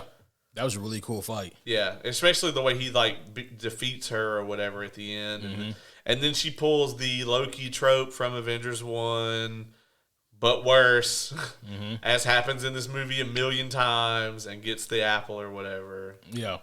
Fucking I wasn't really mad at how she escaped because a bunch of fucking kids. right. I wasn't mad about the escape. I was mad about the fact that they used it in the script. Oh. Yeah. What was the name of the pen? Was it Steve? Steve. Yeah. It fucked with me because like that's also the name of the sword from Title Belt Pro. Oh yeah, it Yeah. is. So that was confusing to me. Maybe they're related. It could be. Yeah. So is Steve the pen mightier than Steve the sword? Fuck. I'm gonna go with the pen on this one too. Yeah. Steve the pen was dope. I actually like Steve the pen. Steve the pen was dope, man. Like that was a patient pen. Yeah, I would have given up on some of those letters she was trying to write. When Helen Mirren reads the letter from them, no one else could have done that. No one else could have pulled that shit off. Right. Yeah. Because the way she read it in complete seriousness, because there was no LOL to her character at all. Like her character was straight laced as fuck, and it was just like she's reading this letter super serial. Yeah. And the way that it went was just amazing. I thought it was hilarious. And I think like that's some tact that like some actors don't get, or even some directors don't get, and that is sometimes the funniest thing you can do is be serious. Right. And it worked here. It's fucking hilarious. Yeah. Because you get the idea that she's not familiar with Earth or Earth's customs or anything like that, and she's for her, like, this is her trying to gather information. So, man, I thought that they wasted Jimon Hansu as the wizard. Even though he had way more screen time in this movie, at least he served a purpose in the first one, which is to give Billy powers. Right. In this one, I don't know what he does. He got a pimp outfit. He did get a pimp outfit. Like, I know a pimp when I see one. It's his name Slickback. I don't know. Okay. He's a fucking wizard. He can change his name to wherever he wants. I'm just saying, I know a pimp when I see one. Man, when they open up the door and we just see the silhouette, I'm like combing through the catalog of like characters. Who could this be? And it's the fucking wizard in a pimp hat. Yeah, I thought he was. They played him for laughs a lot in this, and most of it didn't land. Most of it didn't land. No. I did not hate the unicorn bit. I hated it when it went on for way too long. Yeah. But at first, when they were feeding the motherfucker Skittles, that shit was funny as fuck to me. Yeah. She drops the taste the rainbow motherfucker. Like, that shit was hilarious. Yeah, also, this, I meant to mention this during the spoiler-free section, but this has to be like the most blatant product placement since Stranger Things. Yeah, except Stranger Things gets away with it. And I did not let them get away with that fucking Coke. They do that shit a bunch. Yeah. But man, like with this, they went in hard with it. But I liked it until that shot of them riding up on them, and then it made me think about the scene from Rise of Skywalker. Oh, where they ride the horses in the fucking in space, on the ship. I was completely content, never thinking about that again. Yeah, well, so was I, and then they made me think about it. I took like a whole point off for that shit. I'm gonna tell you right now, like this is to the point where if you haven't seen the scene I'm referencing, it's so bad that a friend of ours, like I mentioned it, and they thought I was full of shit. They were like, that didn't happen. So I pulled it up on YouTube, and I was like, oh, it did. And they were just like, what the fuck? Yeah, it made me think about that scene. There's certain moments like that in cinema where you wonder, how did this get past everybody? Yeah, everybody. Yeah. Well, the entire film before it got past everybody. So I don't even...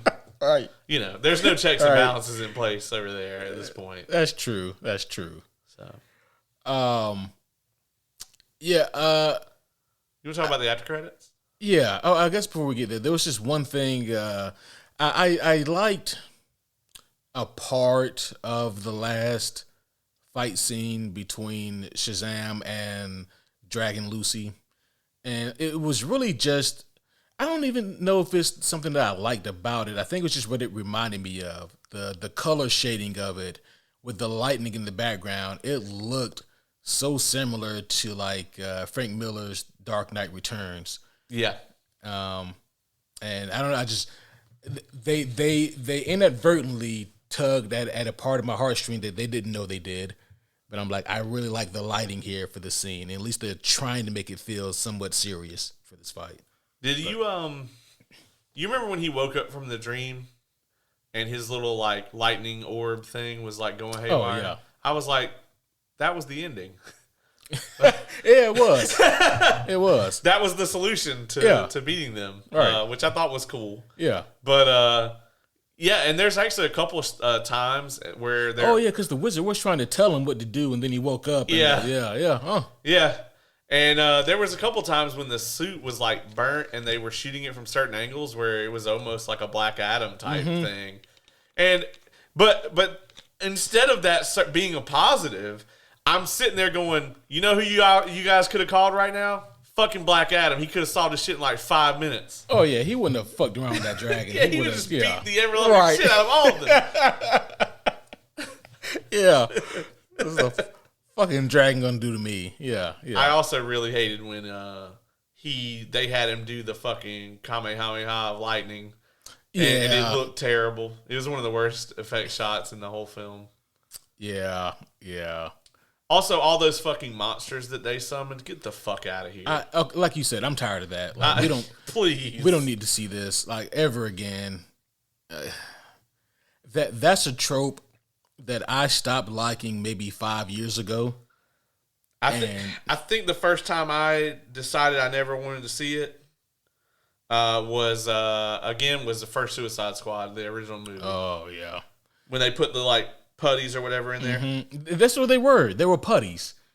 Yeah, you just got to punch them in the putty chest and then they die. Yeah. Right. Yeah. Post credit scene. So yeah, this first one, or I mean the mid credit scene technically. We see. Oh my gosh, what were those characters' names? Kevin, just like a month ago, rewatched Peacemaker, and yeah, I forgot these characters' names. James Gunn's wife, and then the other dude. And God damn it! Yes, those two. Harcourt and Diebeard. I think you're right about Harcourt. Yeah, I feel confident about that one. And remember, Peacemaker kept calling Economos. Yeah, that's what it was. Yeah. Yeah, we see those two in the woods, and they're talking about their objective, which is basically to recruit.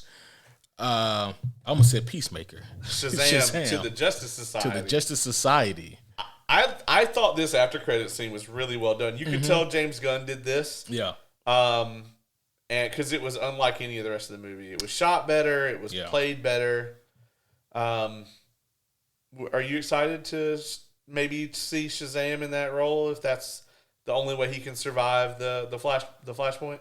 Yeah, absolutely. And I mean, there's more questions than answers, right? Yeah, for sure. You know, because who's going to be in it? Right. I mean, we could just get. Would you be fine if he was just taking the spot of Dr. Fate? And it's just Shazam, Hawkman, Hawkgirl. We didn't even get Hawkgirl in the Black Adam movie, did we? No. But we could. But we could. Yeah. Would you be fine if they kept Cyclone and just Cyclone, please. And Atom Smasher? Just Cyclone, please. And Atom Smasher? No. No, Atom Smasher was fucking terrible. No Atom Smasher, please. Oh. Atom Smasher and Pedo Ann can go somewhere. He seemed young. All right. Yeah, she'll like him. Yeah. Yeah, he's young enough. They can fuck off somewhere. Or Barry Allen can delete them. He could by accident. Yeah. Quote unquote. Shit. I would say just say get Reverse Flash, but I don't know. There's a difference right now. Right, no. What it is Pedo and Atom Smasher can go on vacation to Hawaii. And then Ezra Miller, fuck. they got a good chance of Ezra Miller beating them up anyway. I'd be scared as fuck to go to Hawaii. Right, yeah. Yeah, don't y'all know Ezra Miller comes here? Yeah, he might whoop my ass for no reason. Yeah, go back in time and beat my ass again. Right. But no, I really like this this mid credit scene. It took me by surprise. Agreed. And you know, it also I do want to see the character Shazam again, and I thought that maybe this would be the last time, but it looks like there's hope that we would see him again.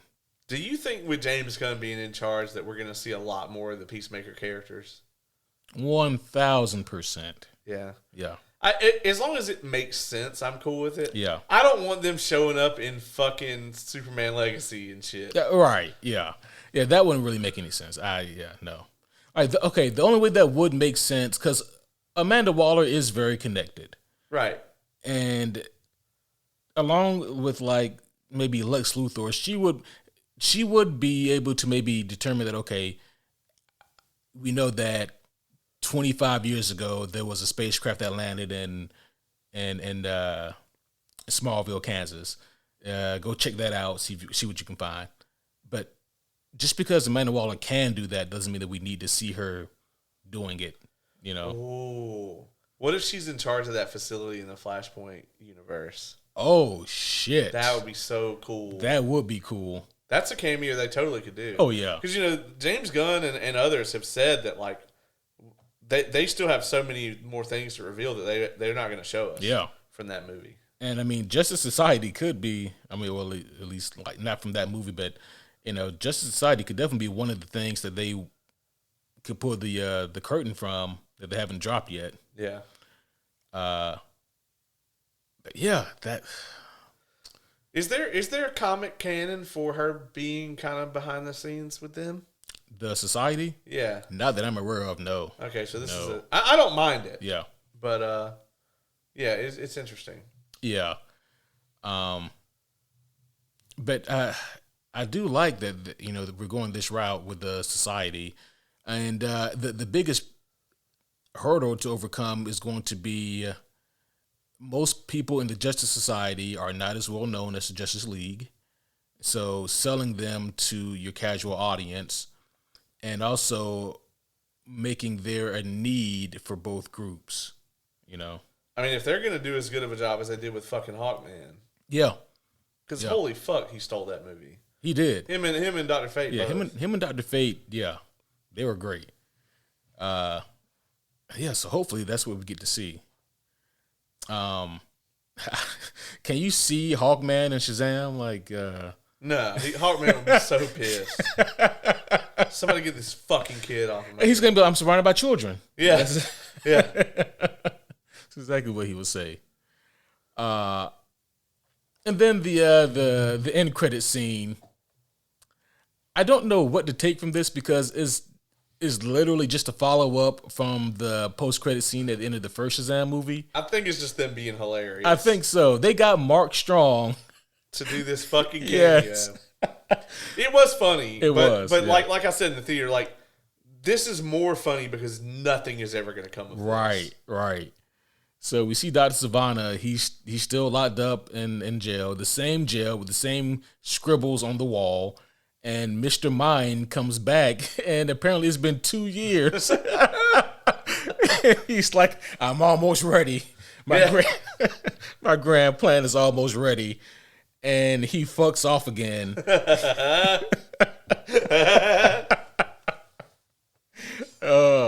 But yeah, we joked about that in the theater, but I would absolutely love it if every once in a while we just get one of these.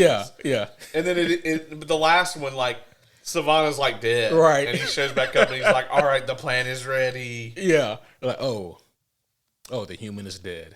Yeah. Yeah, I mean, it was funny. Yeah. You know, it was served for last, which, you know, a lot of end credit scenes usually are. The mid credit scenes usually. That's the money, typically. Important. So let me ask you now that we're here at the end. Yep. Do you think that this franchise gets another entry? No. Same. No. I don't want it to either. Yeah.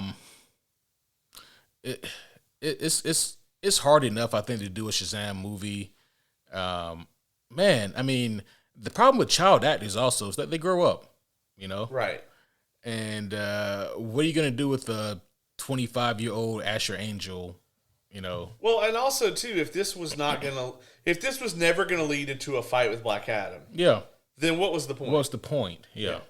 That's like making a whole Superman franchise and never using Lex Luthor. Yeah. Yeah. Or a whole Batman franchise and you never use the Joker. Right. Like Lex Luthor is out there, right? He's got his own movie, but he never crosses paths with Superman. Right. Yeah. Yeah, it makes no fucking sense. Did you think or expect that maybe we see at least a Black Adam cameo or of some sort? You know, here's the thing. We got an allusion to Black Adam in the first Shazam movie.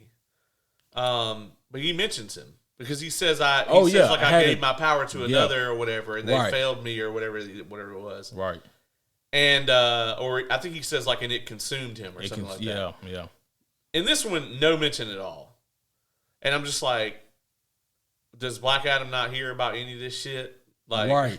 They're just kind of the fact that like these two movies came out this close together and there was no crossover at all. I mean, at the very minimum, they could have had Black Adam show up in this one, save the day, be like, I guess like I had to handle what all six of you couldn't handle, blah blah blah, drop some stupid line like that, and fuck off, and then you can set it up for them in the future. But I think the fact that DC had no plans for them to cross, and mainly because you just can't see Zachary Levi fighting The Rock and take it seriously in any way.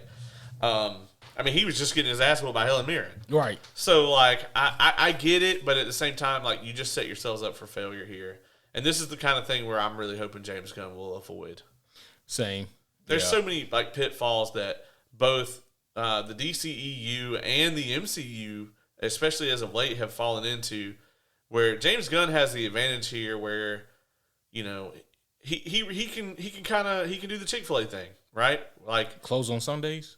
No. Not like gay marriage? No, not that either. I'm talking about, you know, the fucking chicken sandwich. Like, they didn't invent that shit, but they perfected it. Oh, yeah. Like, he has that opportunity here where he can be the fucking Chick-fil-A chicken sandwich. You know what I'm saying? He can be like, well, all right, we're just going to take all these blueprints of horrible fucking failures and not do any of those things. Right. You know? Yeah. And that is a fair point, and I think that James has even alluded to as much, you know? Yeah.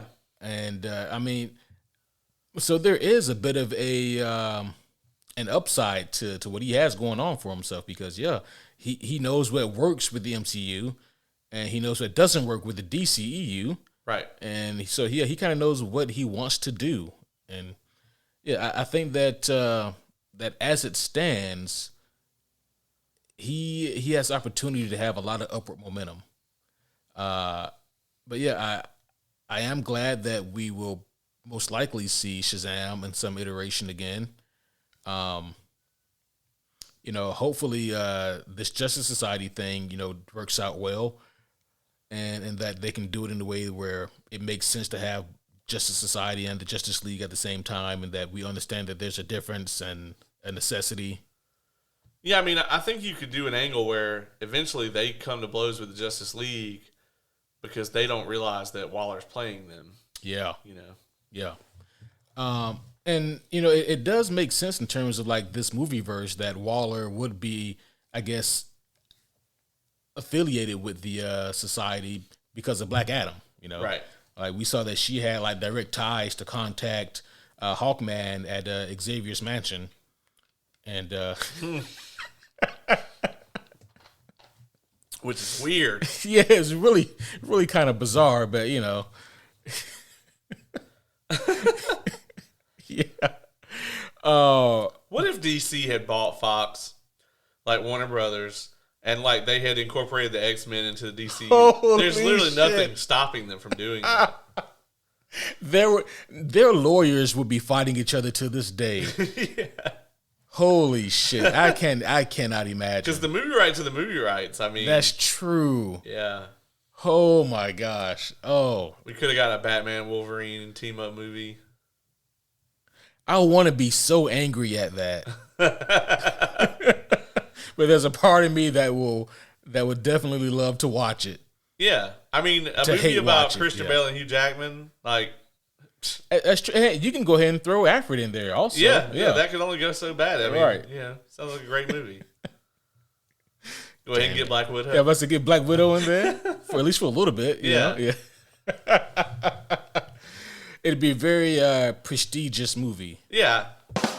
See that one I'll take. Hey, okay, okay, good. Well, do you have anything else for? Shazam! Go ahead and press it again. You didn't want to. Shazam! He's so happy. He's so happy.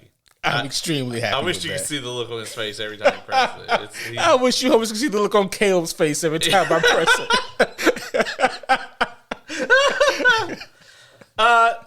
No, I mean, I'm just, I grow more and more tired of this type of movie. Yeah. It's not like Morbius where it's just joyless. You know what I mean? But What is like Morbius? pretty much nothing, man. That movie is fucking weird. It's like a bottom 15 movies I've ever seen for sure. Is Kraven the Hunter still coming out this year? I fucking guess. Apparently, Blue Beetle is still coming out, That's which is true. weird because it's March and we ain't even seen a single trailer. Right. Like, we have trailers for movies that are coming out next year. Yeah. The fuck? Right. Yeah, I don't know. But, yeah, I mean, I'm really hoping that the DCU sticks the landing here. I'm excited for The Flash. It's weird that there's 2 movies coming out in between there and Superman Legacy.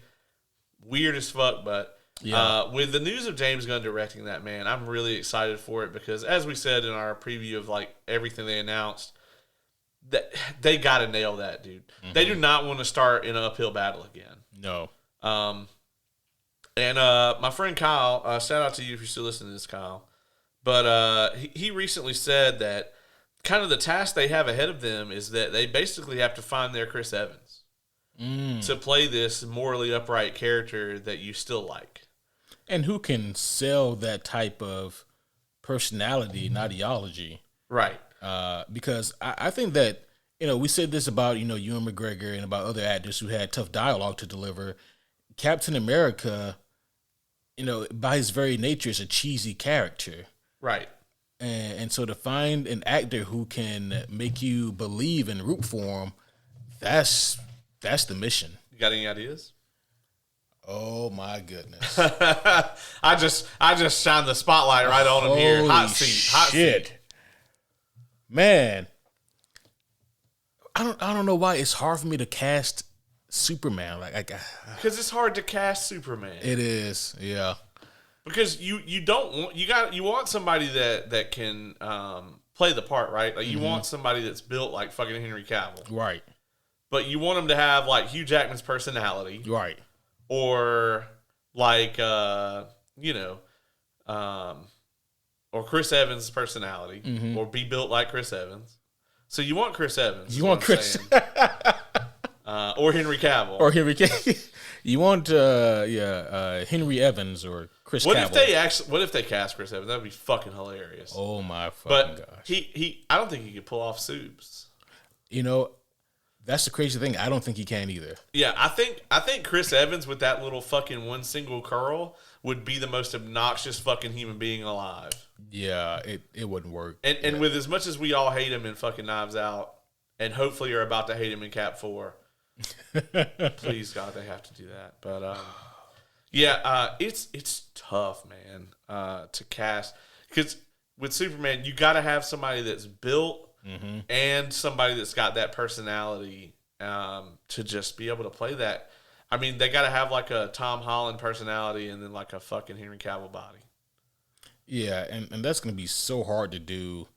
And, man, they're probably going to be better off going with with an unknown. Right. So they're going to have to cast a wide net. Pay Bob Iger to use the lab. Yeah, just pay Bob to use the lab, clone make your perfect Superman. Yeah. Yeah, that's all you need to do, and he'll print you a perfect copy of what you need. Yeah. Yeah, or you can just get Pedro Pascal. because apparently the man can do no wrong. He really can. Yeah.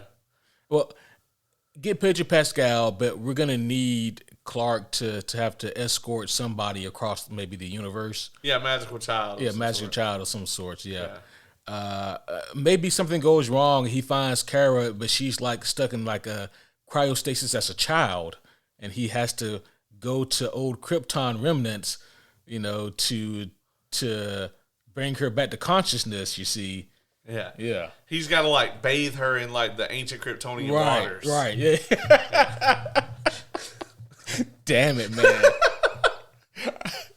I saw what I was doing and I was trying to avoid it. You just kept driving. You just kept driving. You saw all the road signs and you just kept driving.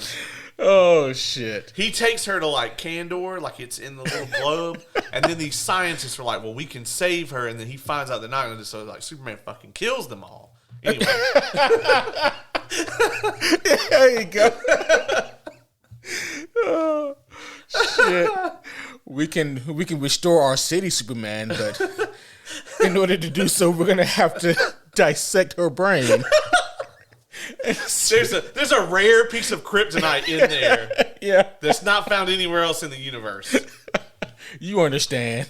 Yeah, she agreed to this. This is what she would want, Clark. Cal. Yeah. Oh shit! God. I think we've overstayed our welcome. We have. Yeah. I think we've been doing that since the cold open, to be honest. You're right. And I think that the homies even probably agree at this point. Yeah, everybody's turned this shit off already. Yeah. They're just like, this episode is terrible. I don't know why we're still here. Like, fuck the movie. Yeah. Was there like xenon poisoning at the theater? Fucking. It could have been something, in just the air that they were pumping in there, just to make you more relaxed. Yeah. After that Creed 3 review, I had every intention of showing up and being well behaved here tonight, but I don't know what the fuck happened. Hey man, you've been pigeonholed us just as much tonight. I didn't do any of it on purpose. I came here to talk about Shazam! You came here to press that button as many times as possible. And God forbid if you actually did have the Wonder Woman theme on there. Oh, I would make this hell for you. Yeah. Fuck you and them. Homies, I think I apologize profusely for the state of this episode. Oh shit. Okay, I would tell you guys that it'll be better next time, but I can't make that promise in good faith. Well, what's the next episode gonna be? So the next episode will be more serious. I'm gonna be doing a top 10 Marvel reads for new readers. So books to get you guys introduced to Marvel if you are new to Marvel Comics, and then I'm gonna be having the homie Joe on to discuss Daredevil Born Again, and so those are gonna be the next 2 episodes on the docket. Yeah, that should be pretty straightforward. Yeah. Is the Mario movie or the D&D movie coming out first? The D&D movie comes out, and then the Mario movie. Yeah. So, the next 2 episodes of this podcast will be nice and serious. Mm-hmm. Then you guys can bump over to Tavern Notice Board, where Ace and I will derail the shit out of the D&D review. Yes, it's going to be glorious. And as we watch what we hope is the good D&D movie. Yeah. I pray that will be the good D&D movie. We have like 30 people going to the premiere for that. Yeah. All of us are going to be in costume. It's going to be great. Well, most of them will be in costume. Yeah, we're going to have a couple of fucking weirdos among us. I think that maybe won't be, but. Well, I think that's going to be all for this one. Homies, thank you guys again for being here, for listening again. Be sure to check out an Evolve review. My man Caleb right now is covering every single episode of The Mandalorian. And it has been great coverage so far. I've been digging the show and digging the review. You got anything else you want to plug before we hop off? Nah, man. Mandalorian, and then we got our antagonist episode coming up. We need to record that soon, and we're gonna be throwing a fucking Chernobyl review in there because we can. Because we can. Yeah. Yeah, I'm looking forward to all of that, and you guys should be as well. But that's going to be all for this one. Until next time, my name is Super Homie. Shazam! And I am Superhero Homie. Shazam!